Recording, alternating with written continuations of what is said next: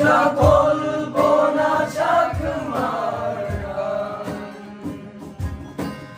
আমরা বাঙালিরা তো শুনিনি নামটাও তার, এই নামে ছিল বুঝি কেউ। জিজ্ঞেস করো যদি কথা বলে উঠবে পাহাড়।